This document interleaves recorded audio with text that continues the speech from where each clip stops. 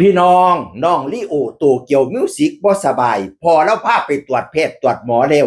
พอแล้วก็มาว่าจังซี่ล่ะหมอตรวจแล้วลิโอเป็นไข้หวัดใหญ่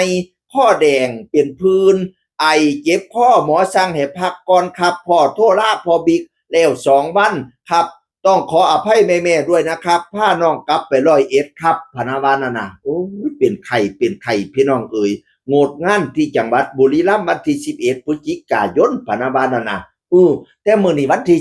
12พอแล้วก็มาบอกว่าดีขึ้นแล้วล่ะตอนนี้น้องลีโออาการดีขึ้นแล้วนะครับคุณหมอให้ฉีดยาพรุ่งนี้อีก1 วันขอบคุณทุกๆกำลังใจพนาวานั่นน่ะพอแล้วมาส่งข่า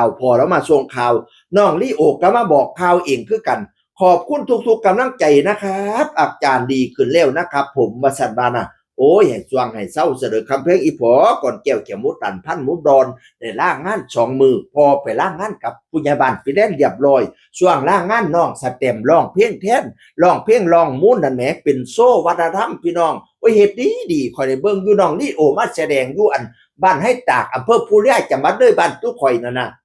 บัดนี้ขาดโรงเรียนซี่เก็มแสดงแทนพี่น้องเอ่ย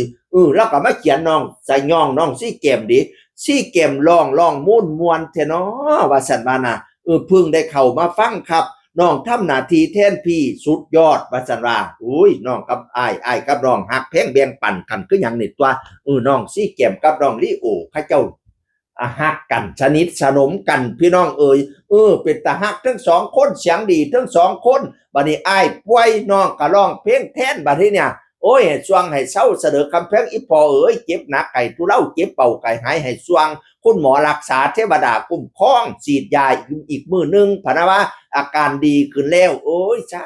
ธุหายเว้นหายคืนเศร้ามื้ออื่นข่อยบ่ถือเศร้ามื้อฮื้อข่อยบ่เว้าคันสิเอาแท้ๆให้ดีแท้ๆให้ดีมื้อนี้แท้แน่นอนเด้อให้สว่างให้เศร้ามื้อนี้ให้เจ้าแจ้งปันดาวให้เจ้าขาวปันไฟความเจ็บยาสุได้ความไข่ยาสุมีอย่ามากวนลูกกวนเต้าอย่ามากวนลูกกวนหลานเฮ็ดงานสิได้ขึ้นเวทีสิได้ขึ้นห้านหมอลำอยู่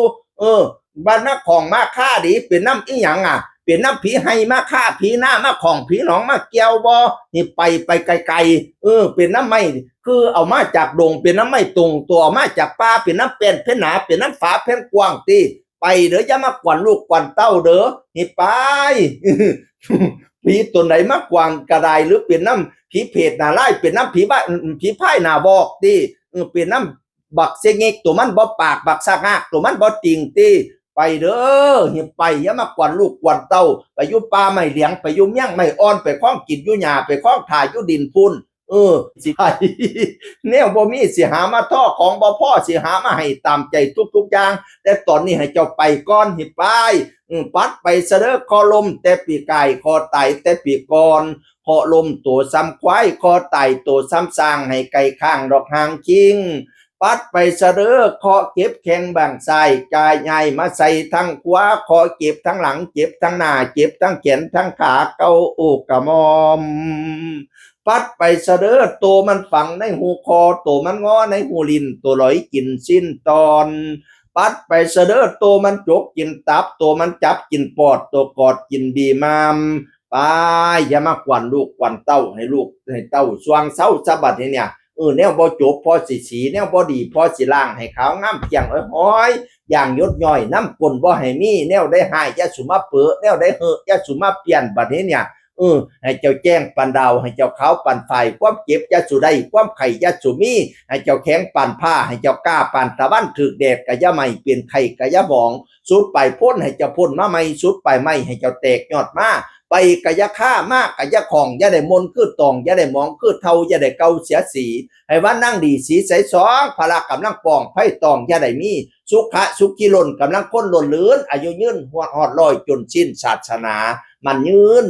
ช่วงเศร้าเสด็จคำเพลงอีพอเสียงคนเก่าเว้าสู่ฟังสวัสดีครับ